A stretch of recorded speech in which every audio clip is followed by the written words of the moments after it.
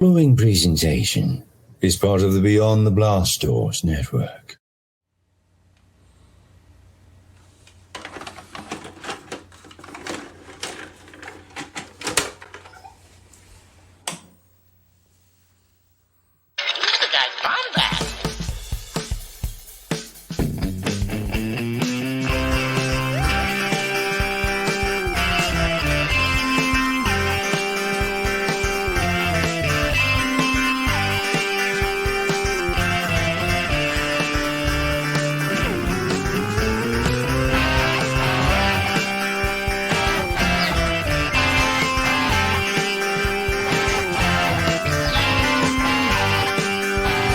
Welcome to the Bombadcast. What is going on, Bombad people? It is me, Scotty Jarrow, and I am super stoked, okay? Because I have a great episode planned for y'all. We have an amazing guest showing up today. And with all that being said, before we go into all of that, I got to mention a couple of things. We are part of the Beyond the Blast Doors network, and here at the Beyond the Blast Doors network, we've got amazing shows for every day of the week. Currently, our lineup is Holo Chronicles on Monday with all your toys, updates, and news. You've got Tuesday with Around the Galaxy, Pete Fletzer's show, fantastic show. It's like the David Letterman of Star Wars. You got every Wednesday. Every Wednesday is Beyond the Blast Doors Live, which my guest has actually been on, and that's with David Almalotti. All your updates on Star Wars news. Every Friday is Streaming Star Wars, which are kind of like our recap show. We got a morning one and an afternoon one about The Mandalorian, and you know that has been incredible. And for Saturday, today, the day this drops, Saturday, you have the Bombadcast with Scotty and Jerry. Me being Scotty. Jerry unfortunately cannot join us today, but I will say this: if you like this and you want to listen to all the other shows, we are part of the Beyond the Blast Doors network. You can find us at the beyondtheblastdoors.com. If you really like us, if you think we're fantastic, you could join our Patreon, okay?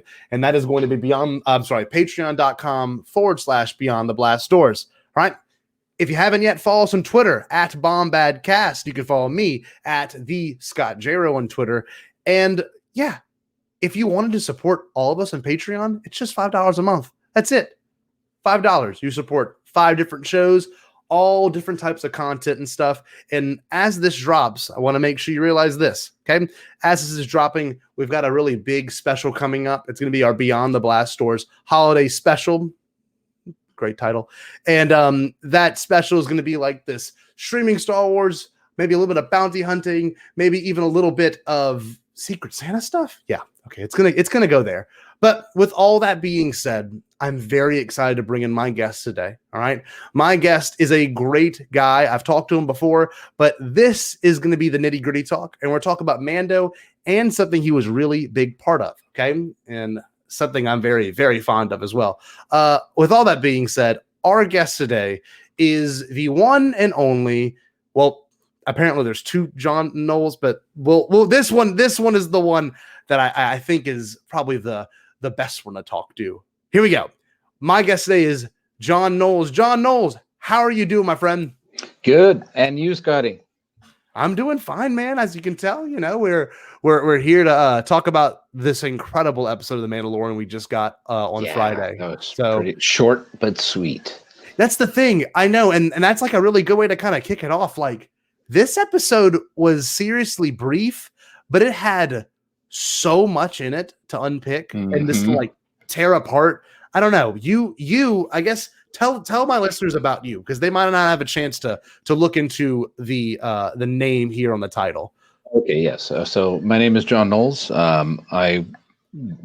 For 14 years, I think I worked at LucasArts Entertainment Company from 1990 to 2004, and in that time I made a lot of Star Wars games.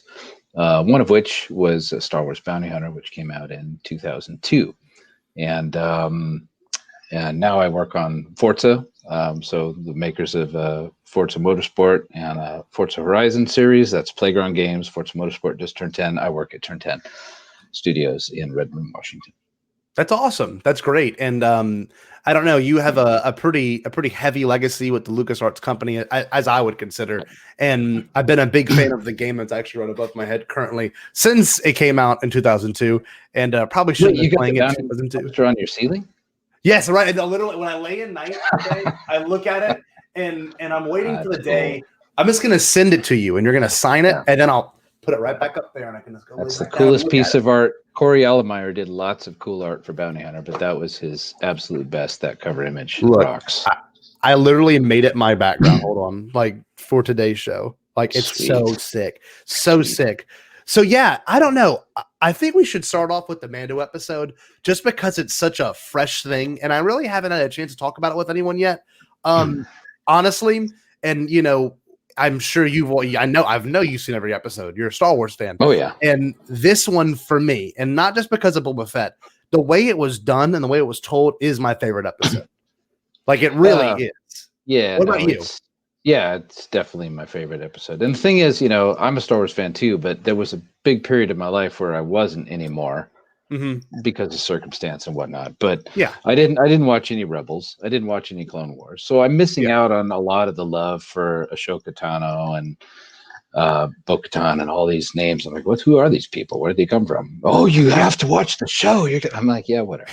But I swear to God, like Rogue One and Mandalorian have just kind of, you know, rekindled my love of Star Wars that was put in a box for quite a few years. So, well, you know, I mean, obviously, and I know it was alluded to in our last episode together on Beyond the Blast Doors, the LucasArts ending was not so sweet, you know? And no, a lot of us were just sent packing unceremoniously. Yeah. I can completely understand, you know, maybe having a lack of interest, but this show, honestly, and I think, you know, we're the first ones that can attest to it. It really brought Star Wars back, for me, honestly, back to the populace, right? Like you got the child, right? And that honestly, like before the week ended that week with that very first episode, everyone knew what everyone. It was as big to me as when I'm sure I wasn't there for it, but when it came out in 77, I mean, like you saw it everywhere that first season. And I just kept thinking to myself, how can they top, you know, what we happened in the first season? But here we are, and we've got Boba Fett being directed by Robert Rodriguez, who was the perfect director for it. Absolutely. Yeah. Perfect director for it. And I think, you know, correct me if I'm wrong, I'd imagine that was probably like one of the very first times we saw a handheld camera combat scene where cool. I've only watched it a dozen times. Those scenes over and over again. Fantastic. Yeah. It really was. It was so spectacular. So your overall, I guess, so far with this season, I know they've had a bunch of good episodes. Yeah. So this is your number one. Yeah. Yep. Yeah. Yeah. I'd have to say so. It's not like you have a Mythosaur shirt on or anything right now, you know? Is that what that is? Yes. This was the Star Wars Bounty Hunter development team shirt designed by Ian Millham, who was art director on Star Wars Bounty Hunter and now works on The Mandalorian of all things. So it's kind of cool how and also one of the concept artists who worked on the game, Amy Beth Christensen, now Christensen Smith, is also on the concept team for The Mandalorian. So that's pretty amazing. That's just incredible. And like, I guess I want to get your first take on it. The second you heard, which I'm sure is a sound you're very familiar with, being the director of Bounty Hunter and the writer, what was it like when you heard the Slave One show up in the atmosphere? Yeah. Like first impression, seriously, what did you do? Did you stand up? Did you freak out? Before that, I got to say, like, my brother has been staying here. My brother, Matt, is also in game development. He works for 2K on Civ and what's the other one? XCOM. And you know, he's a Star Wars fan too. He's the one who had all the cool toys. I was a little bit older, so I didn't have all the toys anymore. Yeah, he had the Slave One toy, and that was the coolest toy. So I would steal it from him all the time and, you know, play with it anyway. Of course. But right before the episode, he's like, "Oh, I hope this is when Boba Fett comes back." I'm like, "Dude, it was a one and done." The way they shot it, you know, you saw Boba Fett. He's still alive. You know, that's good. Oh, sorry, spoilers, people. Everybody here is clear. Spoilers. Oh, yeah. This is this. If for some reason you watch this and you haven't watched Mandalorian, if you don't know Boba's back, turn it off. Yeah, exactly. But I said, I think this is one and done. I mean, he just went off into the sunset, and that, maybe he's just a hermit now. Maybe he just put it all behind him, and that's done. So to see and hear, "Wah!" which it's like a trumpet mixed with a Plymouth Duster, according to Ben Burt, who did that sound back in the original days. You hear that sound again, and then you see it. It was like, oh! We both looked at each other at midnight, because we watched this at midnight when it's first on. Which, that's what this show has done to me. I am up at midnight on a Thursday to see Mandalorian, which is, I haven't, felt that way about Star Wars since I was a kid. So we're back because of the show. And that was amazing. And everything that followed for the next, whatever it was, 38 minutes, 37 minutes. It was a short episode, but it was packed full of everything that I needed to see. Oh, of course. And that's the thing.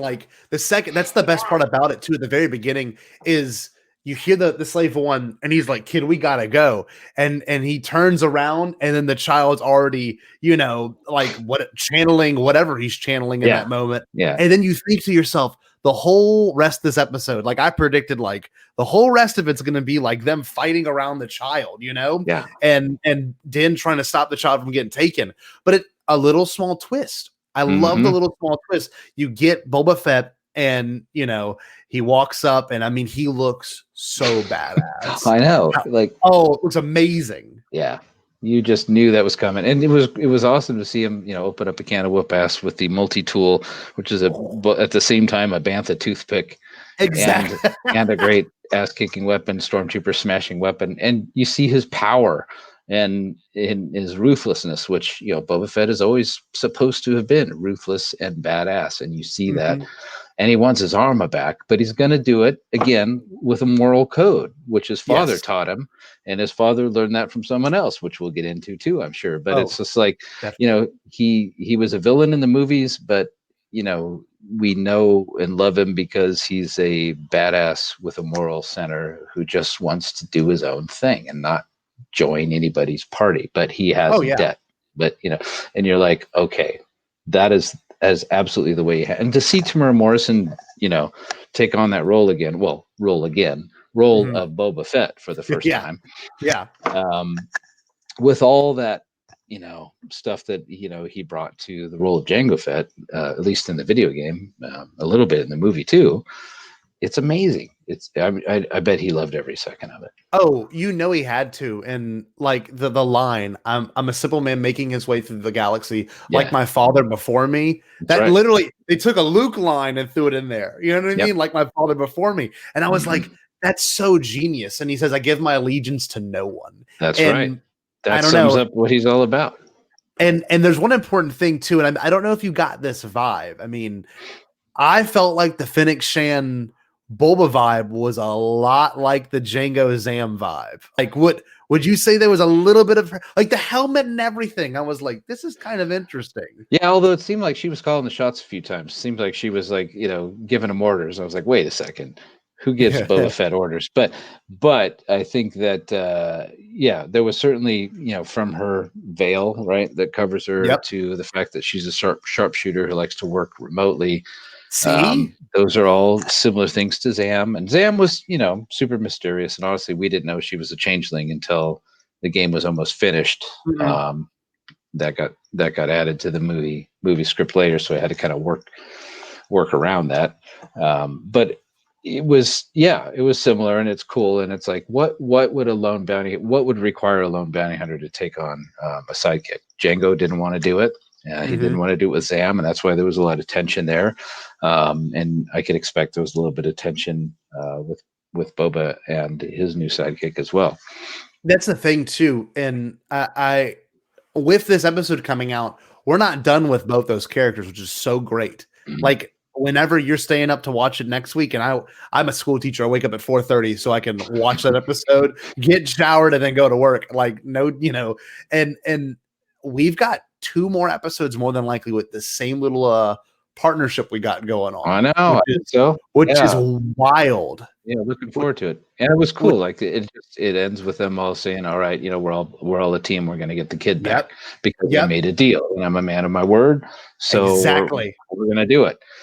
and to have him bring up his little chain code, which shows in just a couple of moments, we didn't, I'm sure people have deciphered this on the internet very quickly and everything, but in a couple of moments, it confirmed all the stuff that I remember trying to do and asking George Lucas permission to do, which was to transfer the defunct legends of Boba Fett and Jaster Muriel and the Mandalorians and all that stuff that had been built up in fan fiction until, we found out Boba Fett was a clone of Jango. Can I apply those to Jango Fett? And his answer was yes. And so that's where the story of Jaster Muriel came from, and Jango being a young boy who gets taken in under the wing of the Mandalorians, which now the term foundling, which is appropriate for Star Wars, has connected them. And so, yes, he's not a real Mandalorian born on the planet Mandalore, but he's from Concord Dawn, which is in the area of the Mandalorian sector of the galaxy, and all that, and all that stuff came from the writer Daniel Keyes Moran, who wrote that in 1995. The last one standing, I think, is what it was called. Which he proposed this idea that Boba Fett often used the pseudonym Jaster Muriel, and was a journeyman protector of the planet Concord Dawn before he became a Mandalorian. So that was the piece that I just, worked to put into the backstory. And then Hayden Blackman, the writer of Jango Fett Open Seasons, just took that much further and wrote a really great, deep backstory that the game really didn't need to get into. Yeah. But just kind of like paid homage to. And this character, Montrose, who I came up with as the Jango's nemesis for Star Wars Bounty Hunter, was to Jango, I guess, like Sergeant Barnes was to the character in Platoon. There's a good sergeant and a bad sergeant. Sergeant Barnes and Sergeant Elias, and Jaster Muriel was the Elias for Jango, and Sergeant Barnes was Montrose. And growing up as a young Mandalorian warrior, he loved both of them for different reasons, but one was really mean and brutal and and ruthless, and the other one had a moral code, and so he sensed that he kind of leaned towards him more, and he kind of went out. Jaster Muriel kind of died the same way Elias did. Like, Montrose says, well, he's dead. Montrose is the one who watched him die and left him to die. Yes. And similar to what happened in Platoon, and that all was intentional, right? Yeah. Intentional ripoff of the movie Platoon. There we go. You heard it here first. If you know the backstory, and what was the comic run called? I forget the exact name of it. It was dang it. I had it written down over here somewhere. You're talking about Open Seasons, the Open Season. That's it. Yes. And I was. You're gonna love this. I had it. Is it Action Replay, a Game Shark, one of those things? And I had it for my PS2, and Bounty Hunter was one of the codes, and I did the unlock all the special features for Bounty Hunter, and I believe the comic was on the PS2 disc, if I'm not mistaken. Yeah, it was. You could unlock it as you played. Well, you didn't get the whole comic, but you got lots of pieces of it. And again, that was when I wrote the story background originally. I had already had this idea that Jango was going to be orphaned on the remote world, caught in the crossfire of revolt and taken under the wings of a Mandalorian named Jaster Muriel, because I was trying to, take that cool name and that cool legacy that Daniel Keyes Moran wrote and apply it to Jango Fett. But I didn't really need to get into the details of what happened then, other than, he was taken under his wing, he was raised as a Mandalorian warrior, and then had a conflict between two leaders, Jaster and Montrose. And Hayden's like, oh, this is great. I'll fill this whole thing out. Hayden Blackman wrote Open Seasons. He came up with the Mandalorian Civil Wars story as it was unfolding. And I think in my write-up, I had I'm just looking at it right here. Yeah. Here's a note. Here's an idea, which might be a bit of a reach, but it could be used for backstory, something to tie Jango and Montrose more closely. Suppose the Mandalorian who took Jango under his wing was named Jaster Muriel, the name Boba Fett later uses as an alias. Suppose the Mandalorian symbol That's go. what that's all I knew at the time. I didn't Yeah. have a name at the time. That Boba Fett later wears on his shoulder armor was an insignia for Muriel's regiment. Suppose Montrose had killed Muriel during a battle when Jango was younger, in his 20s, so here's the platoon reference, and took the armor, keeps it on his trophy wall. Later on, when Jango defeats Montrose, he goes back and gets the armor. And anyway, so that could be an interesting side story that the game didn't need to get into, other than just references. And we wouldn't make more than a passing reference to it. And so that's kind of the backstory I passed on to Hayden, and he wrote some really amazing story about, Vizsla and the Death Watch and the true Mandalorians and, these warring factions. And it's kind of cool that here we are watching the greatest show on TV right now. Yes. And Boba pulls up his little thing. And if it's translated, I can't remember all of it, but it was like Fett, Boba, son of Jango, mentor, Jaster Muriel, or Jast or something like that. It was annotated, but it's like, yes, okay, how does that feel? Passing it along, it's great. I mean, again, I didn't invent this stuff. I know, but still, but part of my role was to save the stuff that we loved in the Boba Fett fan lore and pass it on to Jango, and now it's being passed on, in the Mandalorian, and it just gives Boba some roots that actually matter. Yes, it does, and you got to realize this too. I think one of the best things this show's been doing is making Din, question the Mandalorian way and the heritage of Mandalorian. Obviously, he meets Bo-Katan, who just instantly Mandalorian doesn't wear take the helmet off. Like, what are you doing? Like, you're not a Mandalorian. And then later, that question's kind of, it's weird. It's one part fatherhood and then one part Mandalorian. What does it mean to be a Mandalorian? And like, it seems like every other episode has like dealt with that subject. But this episode we just got was like the first one took both of them, right? You've got Boba, who is a descendant of a foundling, which is really interesting because Din himself is a foundling who has lost a dad, Boba.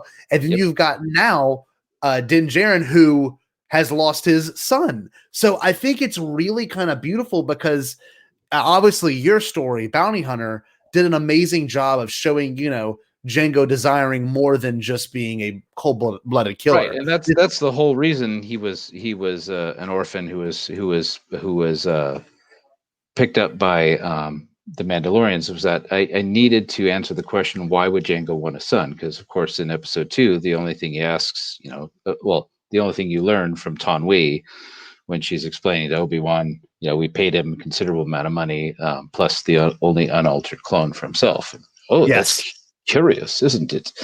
And yes, that was awfully curious. So why would Jango want an unaltered clone for his son was the driving force behind that whole story. And so that's where the orphan idea came from. Like, he has to have been an orphan who a father, a father figure took him on, and now he wants to carry that on. And it's great to see this in the Mandalorian, and it's all very much a lone wolf and cub type of arrangement in the Mandalorian, which I also love, which is the great Japanese manga, which and series that involves a Ronin and a child, and it's great to see it all stay together and be consistent in that way. It's like I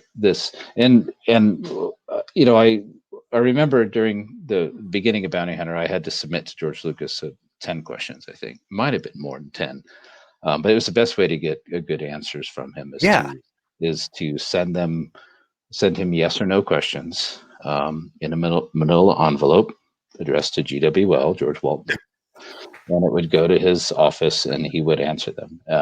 And that's how I was instructed to do this. And among the questions were, can I explain why Jango wanted a son? Can I explain the origins of the Slave One spaceship? Can I apply some of the now defunct legends of Boba Fett to Jango Fett? And the list kind of went on and on that way. Sure. And one of the quotes and everything was yes, no. And sometimes he'd write a little bit more in the margins. And one of the things he wrote is Jango is basically a nice guy I'm looking at the quote here, with normal needs, normal human needs that wants offspring. He's sentimental. He loves his son just like anybody else would, but at the same time, he lives in a very harsh world. Damn, Okay, that's you know, crazy. That and I don't know. that helped Do you- set the tone. It's like, all right, he's not a villain. He's not, a murderous thug. He's a guy Yes. with his own moral code. He wants to pass on what he knows to someone else.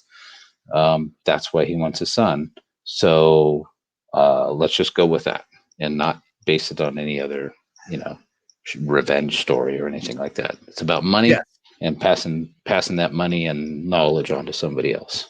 See, that's why I like, I guess, the story so much too, is because there's a lot of development for Jango. At the very beginning, you can kind of tell he's just doing jobs. And then I guess once Roz dies, that's a big moment and obviously the story. Yeah. And I don't know the exact line. You definitely know it. You wrote it. It was something along the lines of there's more for you. There's more there's more to live for. Don't make it all about the money. Which Exactly. actually was almost word for word what George wrote in the margins of the column when I when I asked if I could make this a revenge story as well. And he said, keep it all about the money. He's a mercenary. Don't complicate things, which was awesome feedback. So I did. If you catch Kamari Vosa, this impossible crazed former Jedi, the Kaiser Soze of villains. Nobody's seen this person or heard of him, but everyone's scared to death of him. If you can catch this person and get the 5 million credits, you'll be rich, which is great. But it can't just all be about the money. You've got to. What are you going to do with all that money? What are you going to do? So that became his sort of internal quest, was to pass things on, to pass on what he knows. And see, we're kind of getting that now. And honestly, when I was watching The Mandalorian, that very first episode before they introduced Grogu or the child or Baby Yoda, I thought it would be just like the game. I genuinely was convinced. I even went to the panel at Celebration. They alluded nothing to the child, and and they're like, it's going to be about a bounty hunter that ends up having this crazy opportunity to go on all these different bounty chases. And I'm like, that's the game, and it's going to be crazy. They're going to tie it somehow to something nuts, and we're not going to know what's going to happen. Yeah, I don't think we've seen a bounty hunt since the first episode. As soon as he met the kid, that's what everything's been about. He's just been a wanderer. Wandering into one, troublesome scenario after the other, which you could go back to shows like The Fugitive or The Incredible Hulk or Highway to Heaven with Michael Landon. They all kind of follow that formula. Stranger drifts into town. Stranger's got an overall objective, but in the meantime, he's got to deal with this problem that these people are having or agree. Exactly.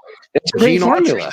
The singing cowboy. It's like they all follow that trope. And it literally, I'd imagine, how George Lucas felt about morning serials is how we feel about The Mandalorian. It's like this story that gets a little bit deeper and deeper, but every episode it leads on to the next quest. And I just have such a blast talking about this stuff with anyone and everyone. It could be anyone from my stepdad to my students that I teach. And I never thought Star Wars would get to that level again where everyone wants to talk and have this stuff be discussed again, right? And I don't know, there's so many moments from this episode alone that felt so badass and felt like a total tribute to the Bounty Hunter game, and in particular the part where Boba launches that rocket from his jetpack, and literally just they do the little radar noise, and I think that was from the prequels, maybe, I don't know, but they do all the tropes and literally hits it, falls down, and what does Boba say when he turns around? I was aiming for the other one. It's just so perfect. It's so good. It's just what Star Wars needs. And I don't know. I mean, let's talk about this, because this is not even in the notes, but you were growing up, obviously, watching the original trilogy. Yeah. And Boba Fett, what did he mean to you growing up? And then getting a chance to write about his dad later must have been pretty surreal. Well, what was he like in I guess 1980 when they first showed him? Yeah, so 1980, I expect I was around 11 years old, and Han Solo was my absolute favorite character, always will be. And I was reading the novel before the movie, because in those days the novel would come out a few weeks before the movie. So I was the first one at the Kmart or whatever when I was buying my Hot Wheels and the oh my God, new Star Wars novel. All right. So I'm reading through the novel and this is great. This is great. Oh, Han Solo has a girlfriend. That's interesting. I didn't know he liked girls, but because I'm 11 years old. Now suddenly girls are interesting. Okay. It goes cool. Han Solo, like, and then I get to the part where he gets frozen. I got so pissed I threw the book and just I thought it was dead. Like yes. I didn't want to finish it. I was so angry. And Boba Fett was an asshole because it's because of him that this whole thing happened. And and I didn't even get to the part where, Darth Vader reveals to Luke he's his father. Like I honestly was done. An angry 11-year-old reading absolutely his fate, his hero being, killed. Frozen. Yeah, killed. I thought he was killed. I didn't even get to the part where Lando says he's in hibernation. Like I didn't even get to that part. So then when I saw the movie, I was, it was amazing. It's still in my mind the most transformative experience of all. That's not fair. Star Wars was the most transformative experience, but I was old enough to really grok it and understand it. Sure. That's your formative years, 11, 12, whatever. So a lot of deep stuff, a lot of compared to what I'd been watching or been exposed to, right? And Boba Fett was just this menacing, cool, quiet, bad guy who didn't seem bad. He just seemed like he was doing a job. And that was around the same time I started watching the spaghetti Western on TV, right? They'd show up like Fistful of Dollars for a few dollars more. Those shows started showing up on reruns, whatever, at the time. And I became a huge fan of those. And I could immediately make that connection. Like, this whole bounty hunting thing is really interesting and amazing. Like these guys kind of operate on their own level. They're not really bad. They're not really good. That's pretty cool. And so years later to be, asked to do an episode 2 game and saying, no way, I'm not going to do a game of the movie, but I'm going to do a game, about the coolest character in that movie, who in my opinion was Jango Fett. And I'm going to dig some of this stuff up from the spaghetti Westerns, right? The Sergio Leone films. And I'm going to, work in some of the Boba Fett backstories as much as is needed. I really am not a fan of backstories in games. That we overdo that stuff in games, but just enough. And then come up with a spooky villain that is, if you're already a badass and your competition is a badass, you got to come up with someone who's really, really scary. So like, what's better than a whacked out Jedi who was kidnapped and tortured and suffered Stockholm syndrome, the Star Wars equivalent of Stockholm syndrome, to become, a crazy cult leader, that just saying her name will get you killed. Right. So exactly. Let's go there. And offer a whole bunch of money for it, because why else would you go after somebody if you're a mercenary? And then at some point along the way, have Jango start to wonder if this is what it's all about, or is there something more? And that's where the character Rosada comes in, because you can't have a badass going, I really wish I had a child to pass things on to. You can't. You have to have somebody else say that for him. So in so many ways, in so many words, she's just echoing the things that are going on in his head. Oh, of course. Yeah. Like, I just felt so, I don't know, with this episode of Mando. And I killed them all. Like, she's dead. Rosada's dead. Oh, yeah. Ghost is dead. Montrose is dead. The Jester Muriel spaceship is blown up. Like, there's nothing left. I killed everything. Exactly. You started and you killed it. How's that feel? That's pretty good. Yeah. Well, they all served a role, and their role was to be disposable. Exactly. And that's one thing also you brought up, the ship too. Jocelyn Muriel's ship, okay? Yeah. It gives me some pretty serious Slave One vibes. I'm just saying. I don't know if that was Oh, you mean Razor Crest vibes? Razor Crest. Maybe some pretty Razor Crest vibes. I don't know. How do you feel about that? Because I was playing through the game earlier and I was like, that ship is just so similar. I don't know. What do you think?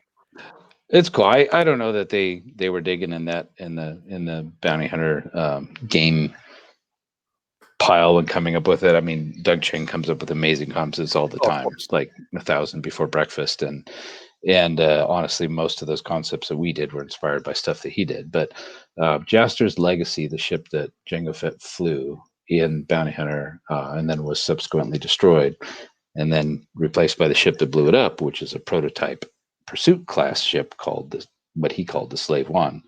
That was, when George said, yes, you can explain the origins of Slave One, that's where that whole game thing came from. I'm going to give Jango a cool ship that he loves, that his mentor loved, right? Maybe. Yeah. And then I'm going to blow it up like Mad Max loses his car in every damn movie. It hurts. It hurts when you see that thing blow up.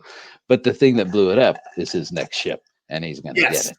And he's cool. It's one of 6 prototypes, and he's going to destroy them all except for one. Yep. And he's going to call it Slave One, and he's going to escape, and that's cool. So I got to make all that up, and I don't know if that's ever going to survive, any of the canon or anything like that. But it seemed to me to be a fun way to explain how he'd end up with a brand new shiny ship, and be able to use his old ship as a way of Rosada, his buddy, his broker, sort of saying, I don't even understand why you fly that old relic, it belonged to Justin Mario. I know, the Mandalorian who took you under his wing. Maybe you just want someone to take under your own wing. So in that brief little line, boom, that's all you want. You don't want to get into a whole bunch of dialogue, but in that one little moment, you're like, okay, Jango was once taken in by a Mandalorian, and now he's carrying on the Mandalorian way, and part of that is this clunky old ship that he feels some sort of bond with, and you see how Din Djarin has got a bond with his ship, and it gets beat to hell, and then it gets fixed up, and then it gets blown up after it got fixed up. How crazy was that? So does that mean they're going to kill Boba and Din Djarin's going to run off with the Slave One? I don't know. These are the things going through my head. Exactly. So when I was thinking about where this could go next, now you can't have too many Mandalorian badasses at the same time. This galaxy ain't big enough for the two of us. Exactly. There's something that went through my mind too that I was like, whoa, this could be crazy. Now this is complete speculation. I was on the phone with my friend earlier talking about this, but what if somehow, this is insane, Din gets in touch with Han Solo? I don't know how this could happen, but let's say, Han loses the Falcon at some point and it ends up in Jakku, for The Force Awakens. What if he loses it to Din or something crazy happens? No, that's not right. No, you can't have a Mandalorian flying the Falcon. That's not going to work. I appreciate you're trying to connect the dots. It's crazy though. I think those need to be kept separate. Maybe he'll end up killing Dash Rendar and getting the Outrider. Oh, my brain also went there. For Dash is, for the sake of Dash Rendar. He's never going to show up. Nobody cares about Dash. You say that, I'm telling you. We all thought, I don't know, forget, before he said his name, Toro Calican from that chapter 5. Remember that the gunslinger character? I swear he had the kind of thing for a second. Yeah. I swear he was going to say Dash Rendar, but they wouldn't have made him that terrible of a person. They really wouldn't have done Dash Rendar that dirty. He just looked like a kid who wanted to be a badass. That's all. Oh yeah, and there's something I want to bring up too, just for the sake of talking about it. The Dark Troopers showing up. Okay, were you involved with Dark Forces at all? Because that, to me, the look was awesome. The look was great. No, I helped out. I didn't. That was all Justin Chin's creation. He was the director on Dark Forces and Jedi Knight. I just kind of stepped in as a support role on doing some cinematics and some of the special effects and some of the art in the game. But that story, the character, the Dark Troopers themselves, all that came from Justin. So it was fun to see, his stuff pop up in my Facebook feed or whatever, going, wait, what? Dark Troopers, the Mandalorian? Yes, yes. Yeah. Wow. So it's kind of cool that they're digging into the bag of the most loved lore from games, honestly, to help kind of drive some of the new storytelling that they're doing with Mandalorian. It's super cool. Oh, it's so awesome. And you'd be the first to probably point it out. I mean, being someone that makes video games, me and Pete Fletzer, who does Around the Galaxy in our network, we always talk about how every episode's like a video game. Like there's this, and then this, then there's this big moment in this, and then they leave. It's like it's like I said earlier, the bounty hunter story is great because you start out kind of small. They dig deeper into the Death Stick. Oh, the Death Stick leads them to this. Then they go from UO4 and they meet Malastare to Tatooine, and then you go. I mean, it's just fantastic. It really is so good. Yeah, it's before this Robert Rodriguez episode, my favorite episode was the Carl Weathers one. I just absolutely loved that one. It was just like an old abandoned military Imperial base, lots of action, lots of just old school Star Wars fun, right? Stormtroopers around every corner, TIE fighters chasing you down a canyon. I mean, these are all things that we were coming up with in these games a long time ago, and to see them on film again is pretty spectacular and fun. And then this episode comes out, and we get to see Boba Fett come back from the dead, literally, in a big way, and it's awesome. And know that they're going to carry forward at least in a couple episodes as a partnership to get the kid back, and just waiting to see what kind of amazing things these two guys can do, together as a team. Yeah. Even if it's a strained partnership, but right now it seems like it's pretty much a sealed deal that they're going into this. Yeah, he got what he wanted. He wanted his dad's armor, which is rightfully his, and now he's got to pay back. And I hope that doesn't mean he dies and has to give the slave one to Jin Djarin, but it may just turn out that way. It just becomes a Boba Fett show. It's just like they just take they just add the child, and like I feel. But I appreciate what they did. Like they blew up the ship, they killed it. Like you can't have somebody come back and say, "I'll put that back together again." Nope. Like it's Mad Max's car, it's gone. Oh yeah, it's gone, and it blew up. I do like that factor because the whole show started with Din having to, make a choice with the child. Okay, I'm going to bring him to this, bring him here. And then now we finally get that resolve. And then he has this strong connection with the child, right? And that connection is rooted in the ship and everything. And then obviously when the ship blows up, the only two things he finds are the silver metal knob, right? And then he finds the Beskar sword. And his journey now is not to bring the child to someone. It's really, I do think it's going to be, leave the kid from himself. I guess he's still got to find a way to, leave the kid with somebody he can trust. So he can go on. I mean, that's the thing. It's kind of fun to see Boba come in to just be pure ruthlessness again, because Din Djarin hasn't seemed that ruthless in a while. He seems, like a decent guy. He just cares about this kid, and he's pretty cool with his blasters, and he's pretty great with it, but he doesn't seem like especially brutal or ruthless. And then Fett comes in and reminds us, like, Fett was not a nice guy. And but he does what's right, because they all have a moral code. That code is my word is my bond, or whatever, so I'm going to carry it through. So that's cool too. But it was fun to see him just get ruthless and be a badass. It was incredible. The second he got that suit of armor on, I mean, that was even before he got the armor on. Before he got the armor on, he was whacking stormtroopers with the toothpick, with the bantha toothpick. To Morris's acting is just like the face. The moment of everything is so intense. And you've worked with him. What was it like working with him? Yeah, it was fun. Well, true story. That day I lived in San Rafael, California, just near San Francisco, and the recording sessions were in Burbank, so down in LA. And that morning I got up thinking I had all kinds of time to get to the airport. And then at some point I realized I got the flight wrong by an hour, right? No. So now I'm panicking, because like this is the day that Tamara Morrison and Clancy Brown are going to show up to do their voice roles, or one of them, and then the next day is the next guy, and I would hate to miss it. So I panicked. I jumped in my 1960 Volkswagen Beetle, and I drove. It normally takes like 45 minutes to an hour if there's no traffic. This is 2002, so this is also a few months after 9/11. So there's new security measures at the airport. I had no chance of making the plane, but I floored it, and I drove that Beetle from San Rafael to Oakland Airport in 37 minutes flat. Parked the car as close to the airport as I could. Ran inside. I was the last one on the plane. They're about to close the door. Security was light. It was amazing. Like, I couldn't believe I got there. Miracle. That shouldn't have happened. Yeah. It shouldn't have happened at all. I was thinking I was need to catch a later flight, and I'd missed Tamara Morrison's session.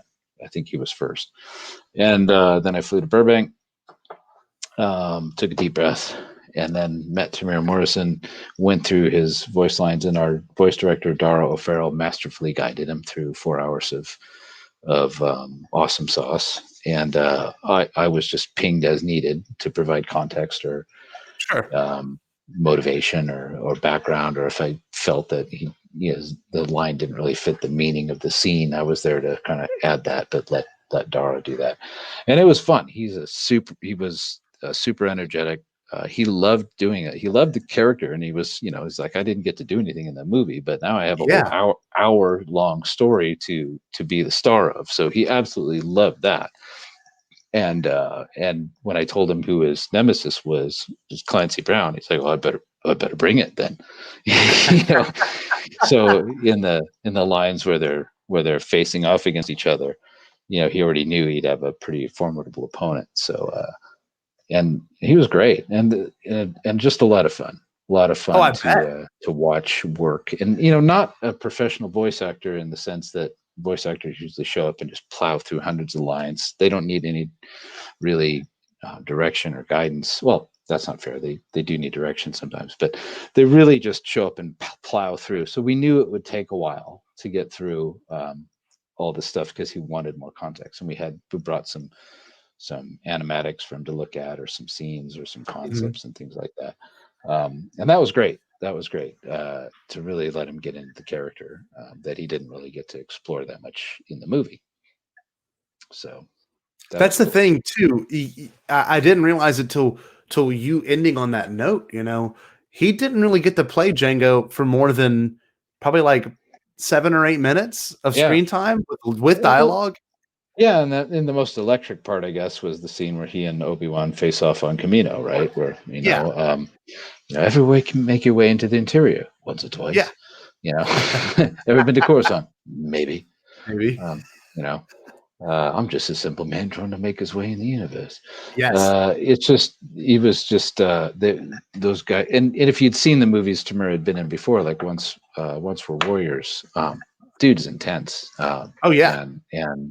And super talented. So it was just a scratch of what he can do. So it's great to see him like bring that back again as Boba now, 20 something years later, the son of the character he created in Jango, and take it to a new level.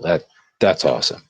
That's the thing. Like, this is the second most acting we've got out of the character now, compared to what we got in Attack of the Clones and now what we had in I guess Star Wars Bounty Hunter. It's really kind of beautiful. I don't know. I think it's so badass that he gets to reprise this role, and almost in the same context. I mean, obviously we know Boba's a clone, but I mean, it could be a little bit different, but it really is very similar delivery. The look is very different, which I think is fantastic, with the bald, all scarred up. I mean, he looks so cool. Yeah. And it's just he's been through a thing or two.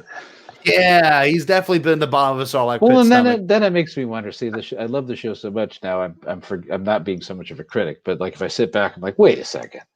The most accomplished bounty hunter in the galaxy somehow escapes the Sarlacc, which we all knew he would. Somehow loses his armor, which is bound to happen. And then there's a guy living a few miles away who's sporting his armor, running a town as a town marshal for years, and everybody seems to know it except Boba Fett. Because if he knew it, you'd think he'd go up there and be like, "Give me my armor back." See, I agree. Maybe there's an explanation. Maybe I mean, I've seen all the rumors, but maybe Cobb Vanth was the one who found him, and so Boba Fett owed him and let him wear his armor for a while. I don't know. But it's like, I'm willing to look past all these plot holes because I just want to see him put the suit on and kick some ass. And I was rewarded for that. Yeah, I was rewarded. You'll find this kind of funny, that back there, that Boba Fett cut up. For anyone that can't see, let me enlarge my screen. So this right here, I kid you not, Mandalorian came out, I forget the exact day, but that Tuesday before it came out, I saw that on Facebook Marketplace for $18. I'm like, come on, how can you pass that up? You know, it's a yeah. 1995 cardboard cutout. I imagine it came out when the special editions released. Probably. And I was like, I'm gonna buy it in a heartbeat. This, honest to God, has been the greatest single investment of my adult life. like this character has came back and then like donned the armor again. And this is probably worth, I mean, not that a cardboard cutout is worth anything, but this lady could have listed this for probably $50 and would have got $50 for it, you know, just a week later. And here we are with this crazy cardboard cutout in here. I don't know. It's cool. It is one of the coolest looking characters, but the thing is, it's not just about the look, and I think that's the thing that Tamir Morrison did so well in the game, Bounty Hunter, and now Pedro Pascal does so well in The Mandalorian. I mean, you don't see their faces, right? Much, right? You saw his once, you saw Jango's a few times, but what they deliver behind the mask, right? Their voice, the way they embody the character, it's amazing because you end up being so invested in this character whose face you don't see, which is unusual, right? It's so strange. Yeah. Like it's a beautiful thing. It really is. Like there's one part where Boba, and you can kind of see it above your head in the little background image, but he turns around with this like such a cool look, and without saying any words, without doing anything, it's just like the mood of that character. What we've always wanted, what we've always needed is just there, you know? Yeah. I find that a very hard thing to convey. And like the second episode of this season was literally a guy in a suit of armor, a frog, and a baby. And like you're watching it and they're all conveying their own weird sense of character. And you're like, how did this cost $10 million? And like everyone is watching it, you know, it's just like, that's what Star Wars does so well. And you're someone who's created Star Wars. And that's such an important thing to have to put into perspective, is like, you know, Bounty Hunter could have easily has flopped, but to me, the story still stands really strong. And I don't know, the cinematics look really good. And like, I think you said that was the first one or the only one ILM ever did for a video game. Yeah. So at that time, ILM had never, well, okay. They had worked on a couple shots for The Dig. They did an asteroid animation thing, but they hadn't really done any other work with the games group. And also ILM had never done a fully animated feature before. Everything they'd ever done had been, you know, special effects on live action plates, right? Or real actors in special effects backgrounds, one of those two. And what happened was, after the team that had mostly done the Hulk, the first Hulk movie, they were I guess in a sense about to be either laid off or reassigned to the commercials team, which had done some TV commercials. Okay. And I think that, you know, we knew that it was way too much work for all of our LucasArts animation team to do all the cinematics. There's about an hour's worth of stuff, which I heard about ad nauseum. This is too much, cut it in half, but we couldn't. It was an hour long. That's what it is. I cut a lot anyway. Believe me, I've got the original draft here. It would have been 3 hours long. Oh, but wow. So, you know, our team would do some things in the in-game engine, but we needed about 20 minutes worth done as pre-rendered full motion video sequences. And ILM, this team, the ILM commercials team, which was comprised of a lot of the animators from the Hulk, were available. And it was George who said, put them to work, this might, and they came to us with a bid that was just eye popping. Like there's no way we can afford this. These games were under 10 million at the time. It was probably at a budget of 6 or 7 million. And it was in the millions, the budget they were talking about. And once again, George Lucas said, no, I mean, come on guys, make it work. This is one of the great things about working in that organization at the time. He told them, just do it, and do it for a price that won't break the bank for the games group. And they did, and they did an amazing job. And Paul Griffin was the director on the ILM team.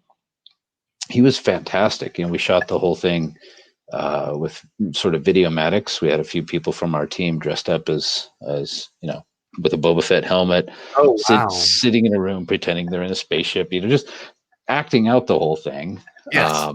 And Paul directed that perfectly, just to get the most out of the script that I gave him, and to help me cut out the parts that didn't make sense. And then we'd go to dailies, and we'd start seeing the work come together, where the ILM team would take game assets and juice them up a bit, not too much so it didn't look completely different than the game, but enough to give it a consistency and a look that was interesting. And they, every day that we would go in and watch the dailies, we would just be blown away by what they did. It was amazing. And then, all that was done with the existing voice work that we got from Clancy Brown and Chimera Morrison, and Leanna Wellesley, who played Zam, not Wellesley, forgot her last name. They were all great, and it all just came together so well. And I didn't think it was like, man, are people going to want to sit through a 30-second or 1 minute long scene of Jango Fett in the cockpit of a ship with this other bounty hunter, Zam? Is that going to be interesting at all? And it was. And you see in Mandalorian, they're framing some of the shots in similar ways. I was going to say, very similar. And as long as you have something interesting to say and some cool lighting, and you move the spotlight around to make it look like the ship's rolling through space, and get some shadows falling and things like that, it can be interesting. And if you get a little conflict in there too, that's what I tried to work on to make those scenes more interesting, is to have Zam and Jango have this conflict, right? Where in every scene they're arguing about something, but then they get with the program and move on to solve the next problem. Yes.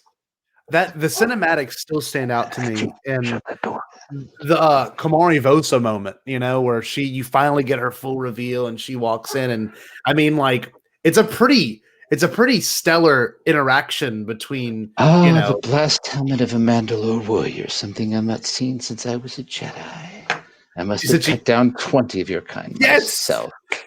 Yes. Yeah, that was the second scene I wrote for that game. I totally knew how I wanted to play out. I wanted her to be super scary, maybe a little sexy, but mostly scary. Mostly scary. That some of that part wouldn't really, be a great idea these days. But she was just badass. And really, mean.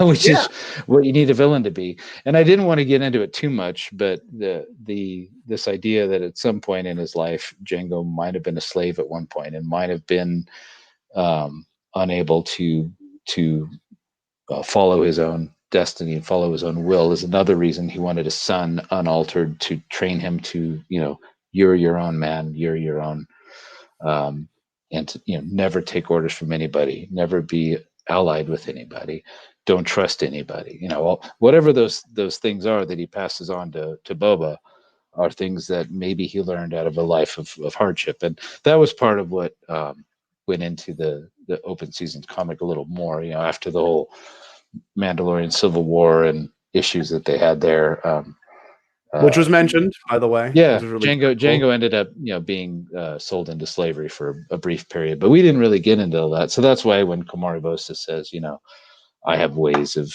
the Band of Gora have ways of weakening your mind and breaking your will. That's what they did to her, right? They tortured her, they turned her into one of them, and then she turned the tables on them and became their leader. Yeah. She's basically threatening to turn him into a mindless, thug, and that's the worst thing in the world for him. Like his sense of self and independence is number one. So like that makes him kind of angry. Yeah, of course, understandably so. Yeah. I mean, that's that character through and through. And I love getting a chance to talk to you about this. Is there anything from that first draft that's like kind of cool that would have been interesting if it had made it? I don't know. Was there something you're really proud of that you couldn't fit in there that you were hoping would get, part of the overall? There were quite a few. Yeah, Jango had a run-in with IG-88 in the original draft. When they were, because this idea that in the game, as far as you're concerned, only Montrose and Jango got the invitation from Tyrannus that in this bounty hunt, right? Those are the only two invites you see. But the idea was there were a bunch of other bounty hunters got the same invite, right? there's just too much story to tell in one game. And among them would have been IG-88, who's been around forever. I assumed, right? Nobody had ever really said how old he was, but I assumed he was always there. And there was a scene in the game when Jango finally learns of the system that Komorravos is hidden at. He still doesn't know what moon. There's many moons there. One of the moons of Bogdan. He doesn't know which moon it is, because that's what we heard in the movie. I was recruited by Tyrannus, a moon of Bogdan. Yes. Okay, I'll run with that. Let's say Bogdan has many moons. Yes. One of them is going to be a burial moon, which is just the whole moon has been turned into a burial ground for some war that happened on Bogdan a long time ago. That makes a spooky place. It's all very inspired by The 13th Warrior, which is a movie I saw around that time. That was just a great Viking retelling of the Beowulf legend, right? But it had lots of spooky cult people who lived in the hills and came down and raided villages. And that was just like probably the biggest inspiration for the Bandogor. Anyway, there was a ghost ship in orbit over the planet Bogdan that was destined for this burial moon. So it's full of dead bodies. And Jango was going to get out in a vacuum suit. So it was Jango Fett in a suit, a space suit, with magnetic boots clunking around. And just when he finds out where the ship was destined for, that's when IG-88, comes in. And so the two of them were going to have a battle while the ship was falling back into the planet's orbit. That was too much, so I had to cut that whole thing. John. That's some bold storytelling there. And then the other one was Dexter Jetster. He's the guy who ran the diner. Yes, of course. Episode 2, the one who told Obi-Wan about the Kyber dart, and how rare it is. Well, so before he ran a diner, he must have been an arms dealer. So, and he's got lots of arms, so he makes a great arms dealer. So I thought, I'll just have him be an arms dealer and was on a space station, and Jango will visit him to, buy upgrades and buy armor and stuff like that. So maybe he and Jango actually go way back. And so he had a shop in the original design of the game that you would come to over and over and over again, where her space station served as a hub. But later on, as I filled out the story more and realized that I needed to blow up the station and sadly kill Roz, that didn't really work out. Plus, it was a whole meta game we didn't want to get into. But Dexter Jetster was going to serve an interesting role. And that's pretty cool. Those are a couple things that probably didn't survive the final cut. And there's a few things that cut at the end too. There was going to be a 10 years later.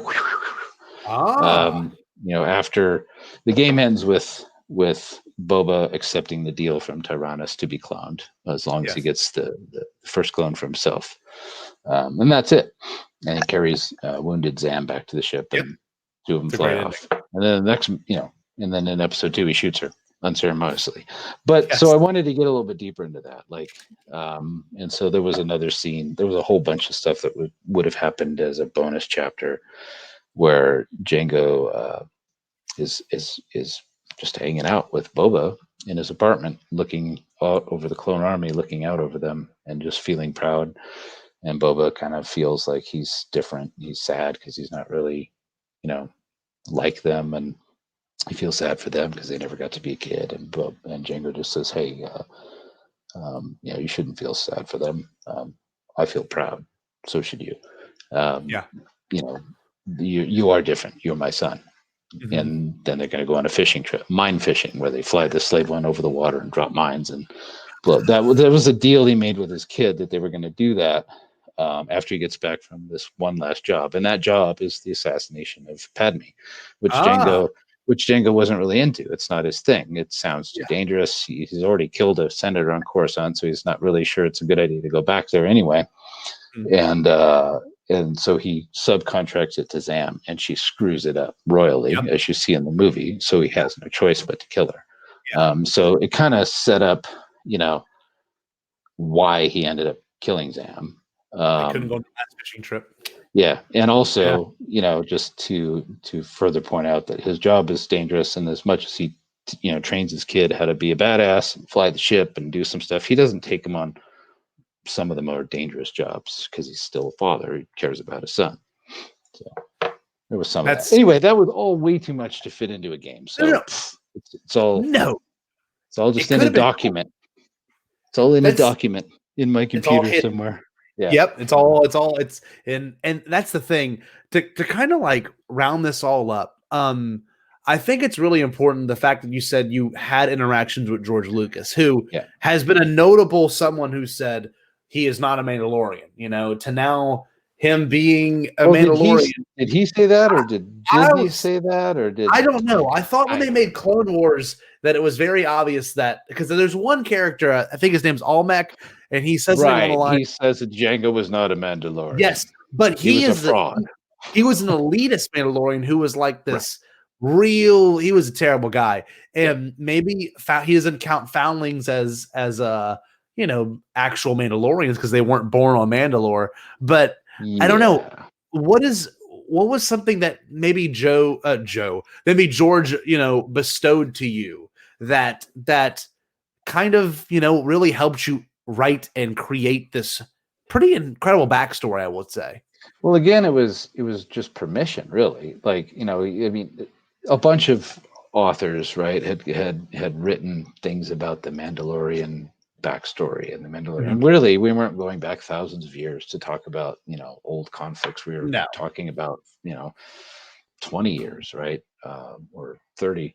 What happened in recent history that would make sense and carry on the Mandalorian tradition. And that's where I latched onto the short story by Daniel Keys Moran and Hayden Blackman wrote the Open Seasons. It all fit. It's just like, to us, the Mandalorian was not something you're born into. Like the Mandalorian way isn't something you're born into out of royalty or bloodline or anything like that. It seemed to be something that and honestly, if you watch the Dark Knight Batman movies, right, they kind of ended that way. Batman passing on everything he knows to Robin. It's just you find someone who is worth passing this on, everything you've learned and that they're going to be loyal to that cause, and they're going to keep that moral code.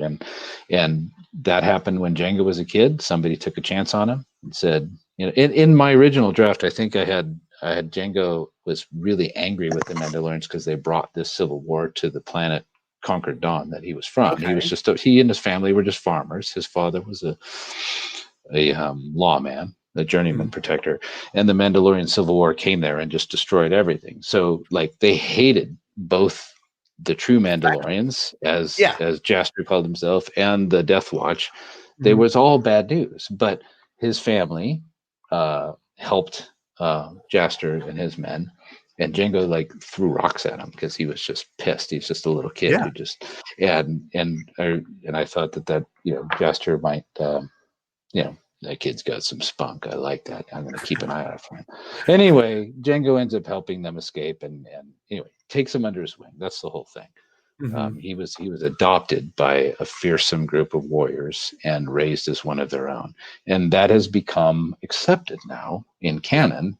That happened to Din Djarin. He was orphaned, and he was accepted and taught their ways, and that is the Mandalorian way.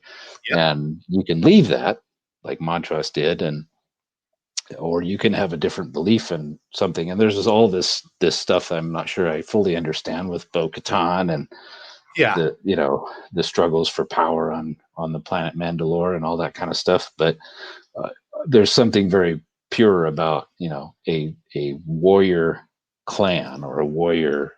They're not a species. It's just a warrior group that has a certain belief system and training system, and they will take on younglings or foundlings and train them in their ways. That makes it a thing that I think is very palpable. You get it. I mean, this sort of stuff happens in human history all the time. You're not just born into it, right? No.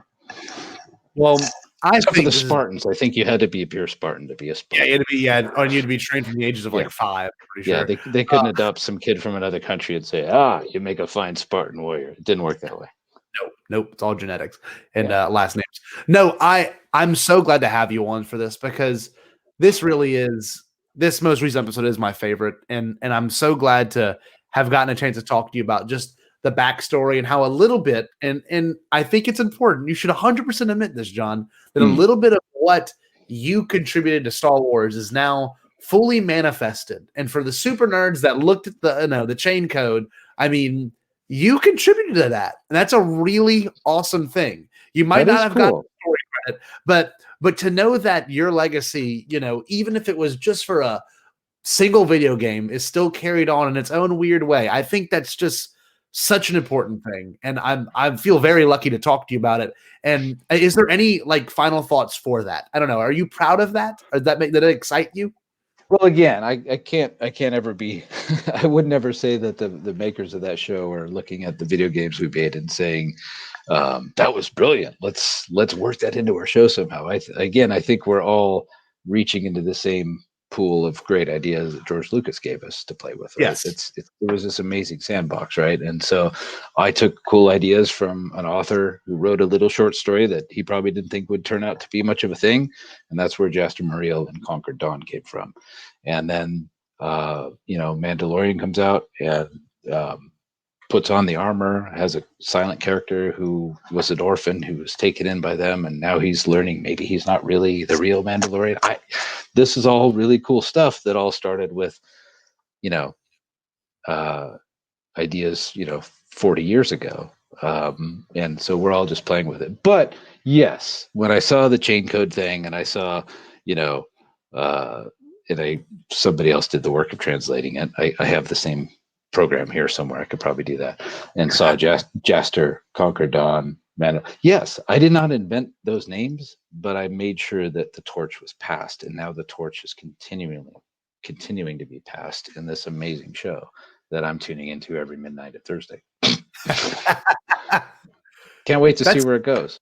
It's special, and this was great. And John, I cannot thank you enough just for the time to talk about this and how much this game means to me alone is a pleasure to talk to you about. But I just think it's special. I don't know. I think we're in a really unique area of Star Wars right now where you never know who's going to come back. And whenever someone does, they throw all kinds of great Easter eggs just to make sure it's, to the top tier Star Wars level. But John, where can my listeners find you? I mean, anything special you're working on right now? Anything you got in the works coming up? Let's see. Well, like I said, I work at Turn 10 Studios on the Forza franchise. So that's Forza Motorsport, Forza Horizon, which is developed by Playground Games in the UK. And can't really say what I'm working on. Just I'm working on stuff in that world which is cars and open world driving and all kinds of awesome fun stuff. So no bounty hunters yet. Yeah. But that's what I'm working on these days. And in the meantime, just having fun, having my Star Wars fanboy, my inner fanboy being rekindled by great shows like Mandalorian and obviously participating in really fun shows like these where we get to just talk about the stuff and that we grew up in different eras loving the same stuff, and it's just cool. The torch is continually being passed. It's incredible. Like, I don't know. I will definitely introduce my kid whenever I have one to this game. Like that's something that has to get passed down, and I'm very thankful for a chance to talk with the great games creator currently. It's really cool. And you never know what will end up being in 10, 15 years from now. There could be a complete redo of your game, or they ask you to show back up. You never know. I mean, it's awesome. It's Star Wars is in a really cool place right now. But John, thank you for your time. And for anyone listening, okay, you just listened to the Bombadcast. You know where to find us, okay? If you like this, please subscribe, like, share, rate us 5 stars on iTunes, review us. If you really liked it, make sure you go to our Patreon page, patreon.com/Beyond the Blast Stores. Okay, keep with us online at beyondtheblaststores.com. And also, don't forget to follow us on Twitter at Bombadcast. John, we usually end on this. Every guest says this phrase. The phrase is stay Bombad, because that's just like stay positive, stay excited. John, can you give us a great stay Bombad to close out the show? Stay Bombad. This is the way.